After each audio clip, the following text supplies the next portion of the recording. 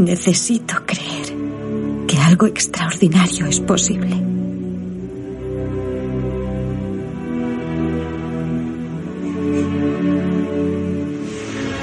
Solo soy un matemático.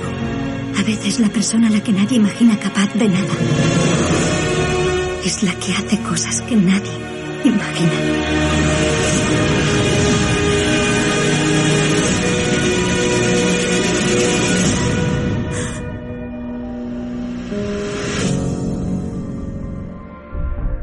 Euclides, Ptolomeo, Newton, Descartes, Einstein o el mismo John Nash, estos son solo algunos de los matemáticos más famosos que han dejado su huella en el mundo del pensamiento humano. Humano y abstracto, podríamos decir. John Nash, quien fuera uno de los más brillantes matemáticos del siglo XX y a quien le concedieron el premio Nobel en 1994, padecía esquizofrenia. Él mismo dijo: "Yo no diría que exista una relación entre las matemáticas y la esquizofrenia".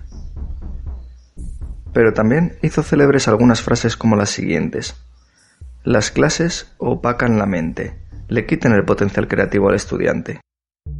O estas otras: "Caballeros, debo recordarles que mis probabilidades de éxito aumentan en cada nuevo intento".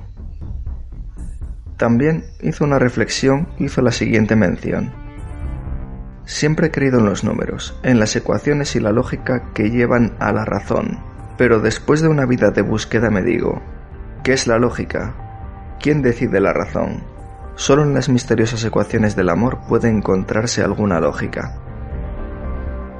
Todas estas citas reflejan la personalidad de alguien que batalló con las particularidades de su cerebro y no le impidieron ser un genio, sino más bien todo lo contrario.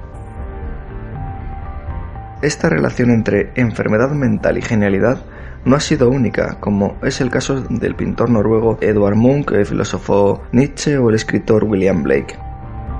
No obstante, hay quien postula que la genialidad no puede ser consecuencia de la enfermedad mental y que por tanto la enfermedad mental no es condición suficiente para construir un genio.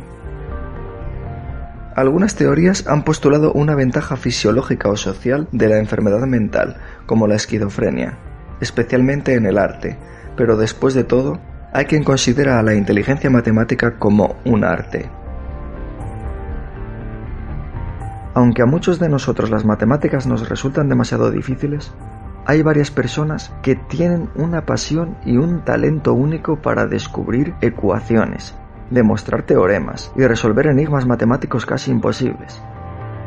Y podemos hacer la siguiente pregunta: ¿está entonces el cerebro de un matemático experto, digamos, cableado, de formas diferentes al de un ser humano medio que encuentra incluso la aritmética básica lo suficientemente desafiante? O esta otra pregunta: ¿el pensamiento matemático abstracto está vinculado a los centros de procesamiento del lenguaje del cerebro o a diferentes áreas cerebrales vinculadas al razonamiento espacial? En otras palabras, ¿son las matemáticas un lenguaje que requiere una sintaxis, una gramática y una semántica en el cerebro? En efecto, para mí estas preguntas son casi ininteligibles. Parece que los matemáticos se comunican en un lenguaje foráneo, peculiar, extraño para la mayoría. Dos neurocientíficos franceses, Marie Almary y Stanislas Dehaene, exploraron las diferencias en los cerebros de 15 matemáticos frente a 15 no matemáticos, que tenían el mismo nivel académico. Los matemáticos obtuvieron los mismos resultados en los enunciados lingüísticos, 65% de aciertos, y en los enunciados matemáticos, 63% de aciertos. Los no matemáticos obtuvieron el mismo nivel de rendimiento en los enunciados lingüísticos, 64% de aciertos. Pero como cabría esperar, obtuvieron un rendimiento muy malo en los enunciados matemáticos y se acercaron al nivel del azar, que fue de 37%, siendo el nivel de azar aproximadamente el 33%. Al observar los escáneres de resonancia magnética funcional de los matemáticos y los controles, el estudio concluyó que el cerebro procesa el lenguaje y las matemáticas en áreas completamente diferentes. Sorprendentemente, en el caso de los matemáticos, se descubrió que las mismas áreas del cerebro que participan en el procesamiento aritmético básico estaban activas. Por tanto, las mismas partes del cerebro se utilizan tanto para las matemáticas básicas como para las muy avanzadas. Los neurocientíficos dedujeron que las matemáticas se procesan en una zona no lingüística del cerebro y que utilizan circuitos relacionados con el espacio y los números. Los científicos sugieren que el conocimiento de los números y el espacio durante la infancia puede utilizarse para predecir los logros matemáticos de ese individuo. Como si de nuevo, con un simple análisis del cerebro, con las técnicas de resonancia magnética antes mencionadas, pudiéramos predecir la capacidad matemática que va a tener ese individuo. Aunque yo a esto le veo un problema. Es como si te realizaran un escáner y te dijeran: no, usted no va a poder ser en el futuro un físico, un matemático o un ingeniero. De lo que no cabe duda es que estos estudios han podido correlacionar la respuesta del cerebro con la actividad neuronal en campos concretos del cerebro. Los matemáticos Bertrand Russell y Hermann Weyl y físicos como Paul Dirac afirman que hay una profunda estética y belleza en las fórmulas matemáticas que es comparable a la del gran arte, a la de cualquier majestuosa obra de arte, incluso de esas que a un artista le llevan toda la vida. Varios estudios anteriores han analizado el cerebro de individuos mientras experimentan la belleza visual o musical y han podido correlacionar la respuesta del cerebro con la actividad neuronal en el campo A1 del córtex orbitofrontal. En 2014, un grupo de neurobiólogos de Londres utilizó la resonancia magnética funcional para explorar si, cuando los matemáticos miran una ecuación matemática que consideran bella, se ilumina la misma parte del cerebro emocional que cuando miran, por ejemplo, un arte bello o escuchan una música bella. Los resultados mostraron que la experiencia de la belleza derivada de una fórmula matemática intelectualmente abstracta se correlaciona con la actividad en la misma parte del cerebro cuando se deriva de otras fuentes sensoriales como el arte o la música que podemos llamar bellos. 16 matemáticos participaron en el estudio y, como parte del diseño experimental, 2 semanas antes del experimento de resonancia magnética funcional, cada sujeto recibió 60 fórmulas matemáticas para estudiarlas y calificarlas tranquilamente en una escala de muy feas a muy bellas, según su propio criterio. Los matemáticos se fueron con sus fórmulas y semanas después regresaron para que se les mostraran de nuevo las mismas 60 ecuaciones y se les pidió que las volvieran a calificar en una escala abreviada de feas, neutras o bellas. La fórmula que se calificó sistemáticamente como muy bella, tanto antes como durante las exploraciones, fue la identidad de Euler, una conocidísima fórmula de un conocidísimo matemático, que muestra una profunda conexión entre 5 números matemáticos fundamentales. Por el contrario, la ecuación que se calificó sistemáticamente por todos como muy mala fue la serie infinita de Ramanujan, una fórmula mucho más larga y aparentemente más compleja a simple vista que ni siquiera he buscado en detalle. Estos resultados, estos estudios de resonancia magnética funcional sobre cómo el cerebro percibe la belleza en las matemáticas, parecen sugerir que nuestra organización cerebral podría estar vinculada a un nivel más profundo de estructura inherente al universo físico.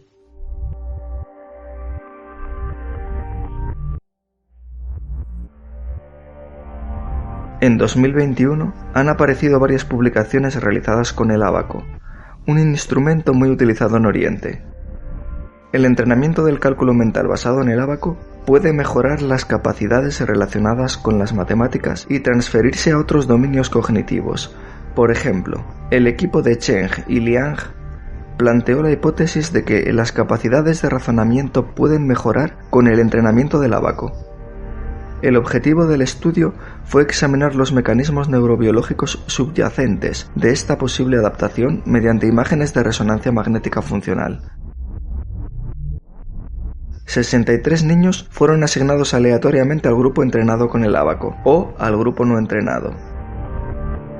El grupo entrenado con ábaco entrenó durante 2 horas a la semana, durante 5 años, mientras que el grupo no entrenado no tuvo que realizar ningún entrenamiento con el ábaco. Se registraron y evaluaron la capacidad matemática, los cocientes de inteligencia y la capacidad de razonamiento de los participantes después del entrenamiento. Los resultados revelaron que los niños entrenados con el ábaco mostraron una capacidad matemática y un rendimiento de razonamiento significativamente mayores en la corteza prefrontal en comparación con el grupo que no habían entrenado.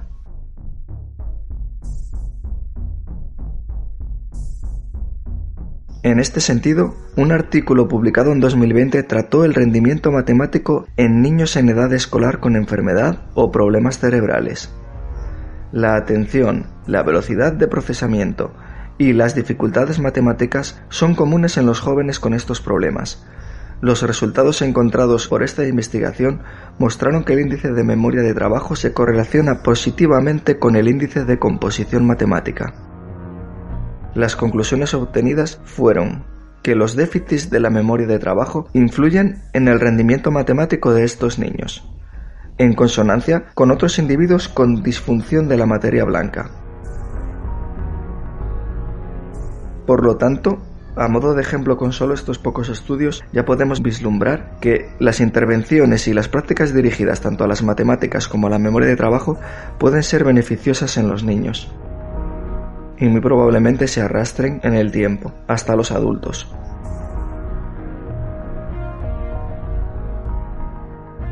Por otra parte, los intentos de mejora de la inteligencia matemática son cada vez más ambiciosos. Los análisis éticos de la mejora humana biomédica suelen considerar la cuestión de la autenticidad. ¿Hasta qué punto pueden considerarse auténticos o dignos de elogio los logros de quienes utilizan mejoras biomédicas? No me estoy refiriendo solo a las atléticas, sino a las cognitivas, a las intelectuales. A medida que avanza la investigación sobre la tecnología de la interfaz cerebro-ordenador, puede que pronto sea posible crear un dispositivo de este tipo, cerebro-ordenador, que mejore o aumente la inteligencia humana natural, a través de algún medio biomédico invasivo o incluso no invasivo. Durante la última década, los avances o el salto tecnológico han sido gigantescos, ampliándose el conocimiento de las tecnologías de interfaz cerebro-computadora, tanto que mejoran o aumentan las capacidades de los usuarios. Especialmente en la actualidad se está investigando un tipo hipotético de dispositivo cerebro-ordenador, que podría aumentar o mejorar el aspecto específico del conocimiento humano referente a la capacidad matemática. Como si esta capacidad matemática fuera clave en el desarrollo intelectual de los susodichos que van a ser mejorados. Algunas publicaciones en 2021 ya argumentan que el conocimiento de las matemáticas derivado del uso de una interfaz cerebro-computadora y su aplicación constituye un auténtico conocimiento y logro plausible a corto plazo. En el futuro veremos hasta dónde nos va a llevar. Para terminar, me quedo con la afirmación del ingeniero eléctrico, matemático y físico teórico británico Paul Dirac, quien escribió en 1939 que el matemático juega a un juego en el que él mismo inventa las reglas, mientras que el físico juega a un juego en el que las reglas son proporcionadas por la naturaleza. Pero a medida que pasa el tiempo, se hace cada vez más evidente que las reglas que el matemático encuentra interesantes son las mismas que la naturaleza ha elegido, y por lo tanto, en la elección de nuevas ramas de la matemática, uno debe estar muy influenciado por consideraciones de belleza matemática. Y esta belleza es en sí misma parte de los enigmas de la inteligencia. Y es en sí misma parte de los enigmas de las emociones. Y son las emociones otro enigma del cerebro.